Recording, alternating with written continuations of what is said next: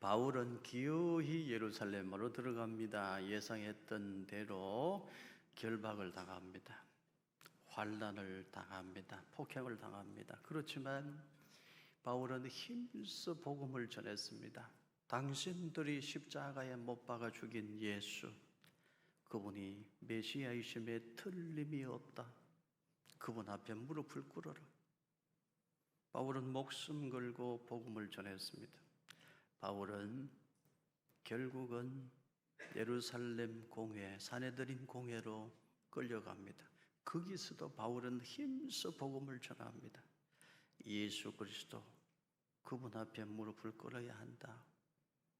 당신들이 십자가에 매달아 죽인 예수, 그분이 그리스도이심에 틀림이 없으니 그분 앞으로 돌아와야 한다. 힘써 목숨 걸고 복음 전했습니다. 바울이 목숨 걸고 복음 전할 때 주님께서 항상 바울 곁에 서서 함께 계셨습니다. 사도행전 23장 11절 같이 읽겠습니다. 그날 밤에 주께서 바울 곁에 서서 이르시되 담대하라. 네가 예루살렘에서 나의 일을 정언한 것 같이 로마에서도 정언하여야 하리라 하시니라. 주님께서 복음 전하다가 고초당하는 바울에게 힘 주신 방법이 무엇일까요? 바울에게 사명을 더 분명히 해 주신 것입니다. 사명을 주심으로, 다시 사명을 견고하게 하심으로 주님께서 바울을 고난으로부터 환난으로부터 이겨낼 수 있도록 도와주셨어요. 사명이 있는 자는 죽지 않습니다. 사명이 있는 사람은 하나님이 그 생명을 지켜 보호해 주십니다. 고난의 언덕, 환난의 언덕을 넘어가는 가장 강력한 힘이 어디에 있을까요? 주님이 나에게 주신 사명에 있습니다. 사명을 붙들면 어떤 환난도 고난도 다 이겨낼 수 있습니다. 여러분 이것을 기억하시기를 바랍니다. 내가 십자가를 지고 가는 것 같지만 사실은 십자가가 나를 지고 갑니다. 내가 십자가를 지는 것 같아도 그 십자가가 나를 지켜주고 나를 보호해 주는 것입니다. 십자가를 한참 힘들게 지고 가다 보면 어느 순간 알게 됩니다. 이 십자가 나만 지고 가는 것이 아니구나. 주님이 나와 함께 이 무거운 십자가 함께 지고 계시는구나. 그걸 깨닫게 돼요. 그러면 눈물이 핑 돌죠. 그렇게 사명 감당하고 십자가를 지고 가다가 우리는 주님을 만나고 어떤 고난의 언덕도 능히 다 이겨내는 것입니다. 우리 주님은 바울에게 사명을 주심으로 환난 중에 있는 바울에게 힘을 실어 주셨어요. 사명을 주심으로 그 혹독한 환난을 이겨낼 수 있도록 도와주셨어요. 사명이 세상을 이겨내는 힘입니다. 사명을 알고 그 길로 걸어가는 인생은 복 있는 성도들인 것입니다. 사도행전 23장 12절과 13절 같이 읽으십시다. 날이 새매 유대인들이 맹세하되 바울을 죽이기 전에는 먹지도 아니하고 마시지도 아니하겠다 하고 이같이 동맹한 자가 40여 명이더라. 그러면 사명을 붙들면 금방 세상이 평화로운 세상이 됩니까? 아니요, 더 힘들어집니다. 어젯밤에 바울은 주님께서 주시는 사명을 굳세게 붙들었습니다. 예루살렘에서 복음 전한 것 같이 너는 로마에서도 복음을 전해야 한다. 이 사명을 받았어요. 그런데 그 다음 날 무슨 일이 생겼습니까? 여러분, 그 다음 날 예루살렘의 유대인들이 바울을 죽이려고 바울 암살단을 조직했는데 그 사람들의 숫자가 40명이 넘었습니다. 바울을 죽이기 전에는 마시지도 않고 먹지도 않겠다고 굳게 무서울 정도로 결의를 다진 사람들이 40명이 넘었어요. 사명의 길에 고난과 환난은 계속 찾아옵니다. 그러나 여러분에게 질문합니다. 바울 암살단이 40명인데 그 바울 암살단 40여 명이 바울 한 사람을 죽일 수 있습니까? 없습니까? 왜 그렇습니까? 사명이 있는 사람은 하나님이 지켜주시. 바울을 죽이려고 하는 사람들이 40명이 아니라 400명이어도 4,000명이어도 4만 명이어도 바울 한 사람은 못 죽입니다. 사명이 있는 사람의 생명은 누가 지켜주십니까? 하나님이 지켜주십니다. 하나님이 지켜주시고 하나님이 보호해 주시는 것입니다. 사도행전 23장 21절부터 23절까지 함께 읽습니다. 당신은 그들의 청함을 따르지 마옵소서. 그들 중에서 바울을 죽이기 전에는 먹지도 않고 마시지도 않기로 맹세한 자 40여 명이 그를 죽이려고 숨어서 지금 다 준비하고 당신의 허락만 기다리나이다 하니, 이에 천부장이 청년을 보내며 경계하되 이 일을 내게 알렸다고 아무에게도 이르지 말라 하고 백부장 둘을 불러 이르되 밤 제3시에 가이사랴까지 갈 보병 200명과 기병 70명과 창병 200명을 준비하라 하고, 하나님께서 사명 감당하다가 고난당하는 바울의 생명을 지켜주시는데 바울의 생질을 사용하십니다. 바울의 생질이 바울을 죽이려고 하는 사람들이 지금 매복하여 덫을 놓고 기다리고 있다는 소문을 들어 알게 돼요. 바울의 생질이 그 사실을 바울에게 알리죠. 바울은 자기의 생질을 천부장에게로 보냅니다. 천부장은 바울이 로마 시민권자라는 사실을 알고 바울을 도와줍니다. 바울을 가이사랴에 있는 로마 총독 벨릭스 앞에 보내려고 준비합니다. 백부장 둘을 불러요. 오늘 밤 3시, 저녁 9시에 군인들을 준비시켜라. 한 사람이 타고 갈 특별한 짐승도 준비해라. 철저히 준비를 시켜요.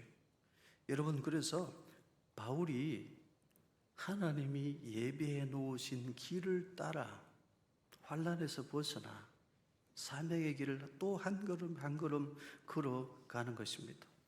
지도를 보십시오.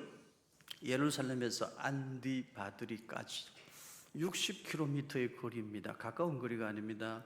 로마 군인들이 밤 9시부터 바울 한 사람을 호송하는데 밤새 길을 걸어서 쉬지 않고 바울을 호송해요.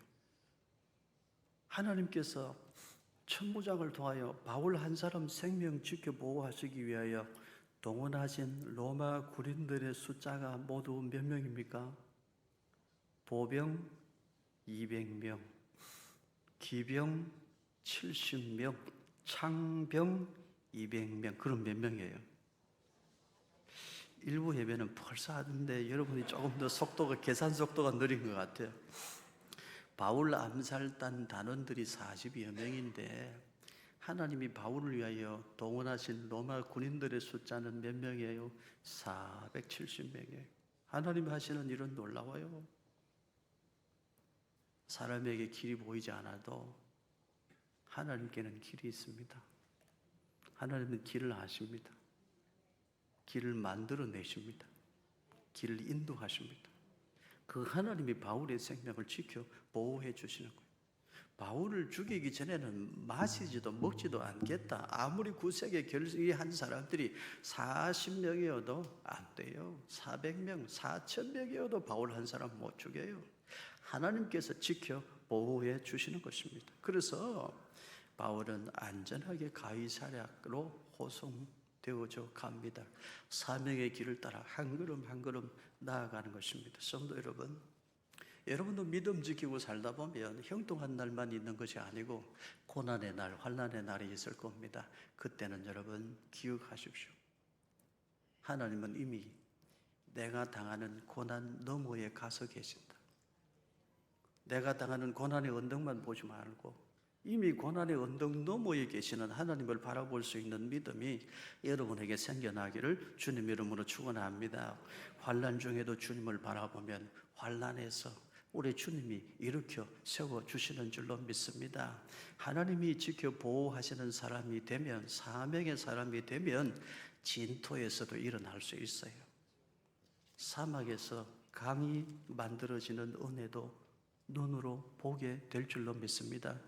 하나님의 사람이 되면 광야에서도 길을 만들어주시는 하나님의 권능을 보게 되는 것입니다. 여러분 지도를 다시 보십시오. 안디바드리에서 가이사랴까지는 70명의 기병이 바울을 호송합니다.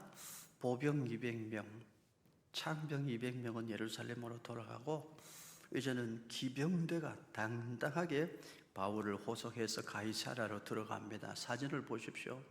아마도 바울은 기병대의 호의를 받으면서 저 길을 걸어 가이사랴에 있는 로마 총독 앞으로 이송되어져 갔을 것입니다. 다음 사진을 보면 헤롯 왕의 궁전과 로마 총독이 머물렀던 가이사랴에 있는 유적지입니다. 지금은 저렇게 흔적만 남았어요. 아마도 바울은 저기 어디 끌려가서 저기서 재판받고 저기서 이제 로마로 가는 날을 기다리고 있었을 텐데 저 바다에서 로마로 가는 길이 열려요. 저기서부터 출발하는 거예요. 바울을 고발하려고 예루살렘의 아나니아 대제사장과 그의 일당들이 가이사랴까지 쫓아왔어요. 바울이 가이사랴로 이송되었다 그 소문을 듣고 예루살렘의 유대인들이 가이사랴까지 쫓아 내려와서 바울을 고소했어요. 벨리스 총독에게 무슨 죄목으로 고발했을까요? 사도행전 24장 5절 함께 읽습니다. 우리가 보니 이 사람은 전염병 같은 자라 천하에 흩어진 유대인을 다 소유하게 하는 자요 나사렛 이단의 우두머리라. 예루살렘에서 내려온 대제사장 일당이 바울을 고발했는데 제목이 뭐예요? 이 사람은 전염병 같은 자라, 흑사병 같은 자라, 영병 같은 자라 이렇게 표현했어요.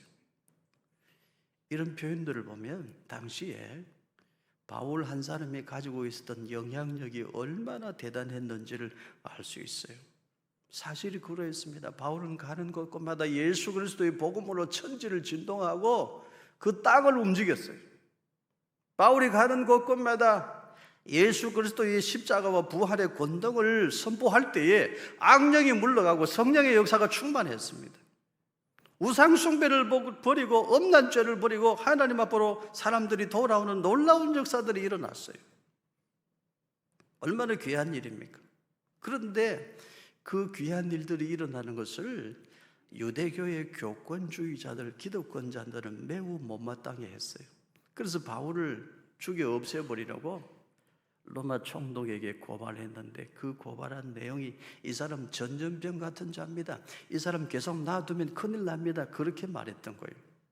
바울 한 사람의 영향력이 얼마나 대단했는지를 우리가 알 수 있어요. 여러분은 어느 정도의 믿음의 영향력을 가지고 있는 사람입니까? 예를 들어서 설명해 보겠습니다. 내가 몸담은 회사에서 불법 부당한 일을 지금 도모하고 있습니다. 그때 사람들이 말해요. 우리 회사에 김 과장하고 박 대리하고 그 사람들 교회 다니는 사람들인데 그 사람들 신앙심이 보통이 아닌데 그 사람들 때문에 안 돼. 그 사람들 때문에 이 일은 이루어질 수가 없어. 안 돼. 여러분 그런 사람인가요? 회사가 불법 부당한 일을 도모할 때 사람들이 말해요. 우리 회사에 김 과장하고 박 대리하고 교회 다니는 사람이긴 한데 그 사람들 내가 보니까 나일롱이야. 무늬만 교인이야. 그 사람들 우리하고 똑같아. 걱정하지 마. 그 사람들 적당히 눈 감고 좋은 게 좋은 거라고 말할 거야. 여러분은 어디에 해당되는 사람인가요? 사랑하는 성도 여러분, 여러분은 힘들어도 때로 환난을 당하게 된다 할지라도 여러분 머무는 그 자리에서 살아있는 양심이 되시기를 축복합니다. 믿음의 선한 영향력을 가진 성도 되시기를 주님 이름으로 축원합니다. 죄의 결국은 뭐예요? 사망이요. 그 길로 가서는 안 되는 거예요. 여러분으로 인해 누군가가 죄 짓는 길로 달려가다가도 여러분을 보고 멈추어 서서 다시금 하나님께로 돌아오는 그런 은혜가 있기를 축복합니다. 믿음의 선한 영향력을 가진 성도 되시기를 바랍니다. 아들이 세상 길로 가다가도 안 되지. 우리 어머니가 새벽마다 나를 위해 기도하시는데, 딸이 세상 유혹에 넘어가더라도 안 되지. 우리 어머니의 믿음, 어머니의 기도 내가 잊으면 안 되지. 그래서 자식들이 하나님 앞으로 바르게 돌아오고, 곁에 있는 사람들도 다 여러분이 가진 믿음의 선한 영향력으로 인해서 믿음의 길에서 조금 벗어났다가도 여러분 생각하고 다시 하나님 앞으로 돌아오는 그런 은혜가 있어야 할 줄로 믿습니다. 바울의 영향력은 대단했습니다. 가는 곳곳마다 예수 그리스도의 복음으로 천하를 흔들어 놓았어요. 유대인의 율법주의와 형식주의와 외식주의를 무너뜨리고 바울은 가는 곳곳마다 십자가의 도를 전했어요. 바울은 가는 곳곳마다 하나님의 영광이 충만하도록 하나님의 일을 감당했어요. 그런데 그것이 못마땅한 사람들이 있었으니 유대교의 교권주의자들, 기득권 세력들입니다. 어디에나 그런 사람들이 있죠. 참으로 진리를 아는 사람은 진리를 위해 자기 자신을 내려놓을 줄 압니다. 그러나 진리를 아는 척하는 사람은 진리를 위해서라도 자신을 내려놓을 줄을 모릅니다. 교회 안에서도 마찬가지입니다. 정말 예수님을 주님으로 만난 사람은 주님의 영광을 위하여 하나님의 뜻을 이루기 위해서라면 자기 자신을 내려놓을 줄 알아요. 나의 자존심, 내 감정, 무릎 꿇릴 줄 안단 말이에요. 그러나 예수님 만난 척하는 사람은 주님의 영광보다 하나님의 뜻을 이루어 드리는 일보다 쓸데없는 자기 자존심이 더 중요해. 자기 뜻을 굽힐 줄 몰라. 속한 공동체를 힘들게 하고 교회도 멍들게 하는 것이죠. 여러분은 어디에 해당이 되십니까? 그런 사람은 성령의 사람도 아니고 예수님의 제자도 못 되는 것입니다. 우리는 복음의 길을 만들고 전도의 문을 여는 삶을 살아야 할 줄로 믿습니다. 그리하려면 나를 때로는 내려놓을 줄 알아야 돼요. 예루살렘에서 아나니아와 그의 일당들이 바울 하나 죽이겠다고 가이사랴까지 쫓아 내려와서 그 선한 믿음의 사람 바울을 고발하여 기어이 죽이겠다고 하는 사람들의 목적이 뭐예요? 자기들의 이권과 기득권을 지켜내겠다는 거예요. 그게 문제인 거예요. 여러분, 이제 우리 구역예배 전도회 모임, 소그룹 선교회, 또 여러 봉사 모임이 있죠. 그 속에서 여러분은 믿음의 선한 영향력만 행사하시기를 바랍니다. 하나님의 뜻과 하나님의 영광을 위해서라면 때로는 나를 내려놓을 줄도 아는 성도, 믿음이 성숙한 성도 되셔서 하나님 나라의 합당한 일꾼들 되어주시기를 축복합니다. 창세기 1장 1절부터 3절까지 말씀 함께 읽습니다. 태초에 하나님이 천지를 창조하시니라. 땅이 혼돈하고 공허하며 흑암이 깊음 위에 있고 하나님의 영은 수면 위에 운행하시니라. 하나님이 이르시되 빛이 있으라 하시니 빛이 있었고, 태초에 혼돈하고 공허한 세상에 하나님이 말씀하셨어요. 하나님이 이르시되 무엇이 있으라? 빛이 있으라. 혼돈을 질서로 바꾸는 것이 빛입니다. 공허한 세상에 생명을 공급하는 것이 빛이에요. 빛이 있어 혼돈이 질서로, 공허가 생명으로 채워집니다. 이제 여러분 요한복음 1장 1절부터 4절까지 함께 읽습니다. 태초에 말씀이 계시니라. 이 말씀이 하나님과 함께 계셨으니 이 말씀은 곧 하나님이시니라. 그가 태초에 하나님과 함께 계셨고 만물이 그로 말미암아 지은 바 되었으니 지은 것이 하나도 그가 없이는 된 것이 없느니라. 그 안에 생명이 있었으니 이 생명은 사람들의 빛이라. 예수님은 누구십니까? 예수님은 태초에 성부 하나님과 함께 우주 만물을 지으신 분이십니다. 그분이 때가 되어 이 세상에 사람의 모양으로 오셨는데, 예수님은 어두운 세상에 무엇으로 오신 분입니까? 빛으로 오신 분입니다. 창세기 1장과 요한복음 1장은 연결됩니다. 요한복음을 그래서 제2의 창세기라고도 부릅니다. 예수님 안에서 처음 창조의 영광이 회복됩니다. 예수님 안에서 에덴 동산의 기쁨이 회복됩니다. 예수님 안에서 혼돈이 질서로 회복됩니다. 예수님 안에서 공허함이 생명으로 채워집니다.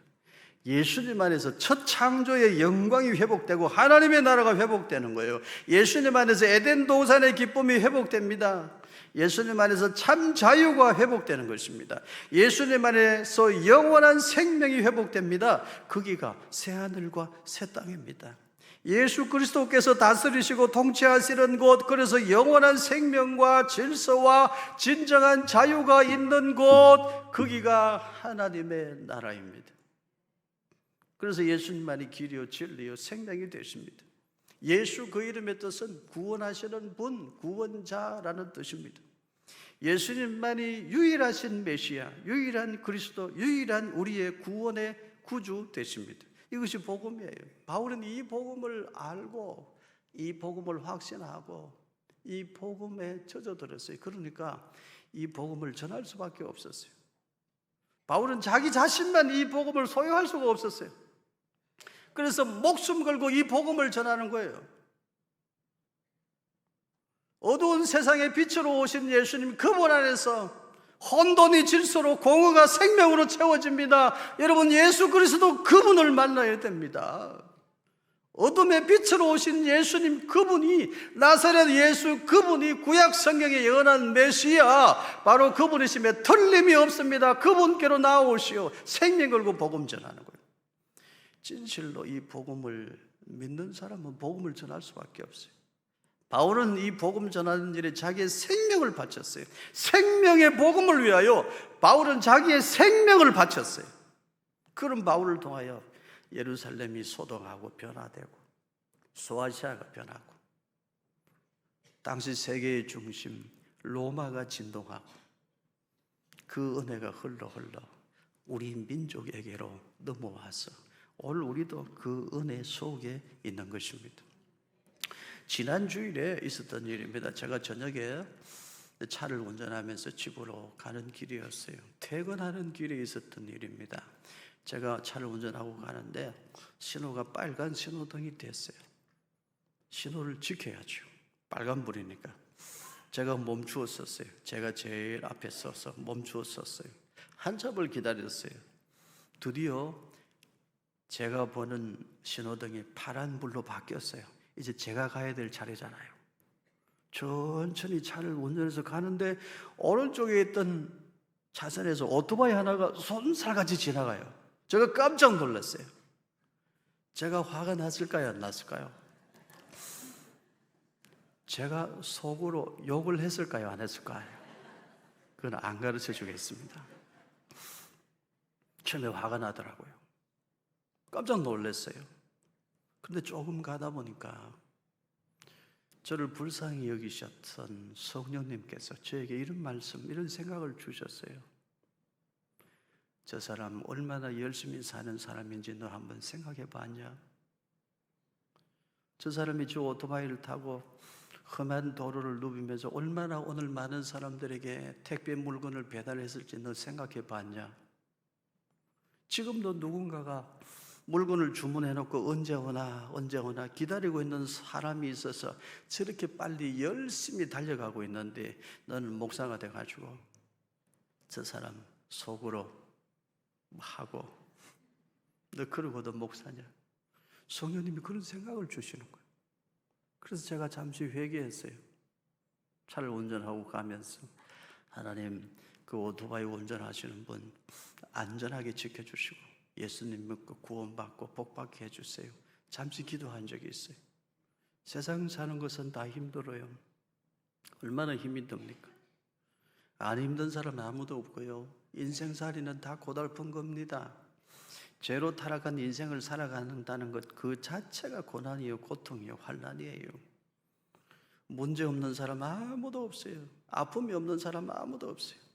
이런 문제 저런 문제 다 한두 가지씩 큰 아픔이 있어요. 여러분 생각해 보세요. 이렇게 힘든 세상인데도 그래도 그렇게 열심히 살아주는 우리의 이웃들 얼마나 소중해요. 얼마나 귀한 분들입니까? 힘든 세상을 이렇게 열심히 살아주는 소중한 이웃들이 있어서 우리가 사는 거예요. 요즘 자영업 하시는 분들 얼마나 힘들어요. 남는 것도 없는데 아침 일찍 문 열고 열심히 손님 맞을 준비하고, 그래서 장사하는 사람들이 있으니까 우리가 그분들한테 가서 식당에 가서 밥도 먹고 그렇게 사는 거 아니에요. 힘든 세상인데 너무나 열심히 살아주는 우리의 이웃들은 얼마나 귀하고 얼마나 소중한 우리의 이웃들입니까? 여러분, 그분들에게 정말 필요한 것은 무엇일까요?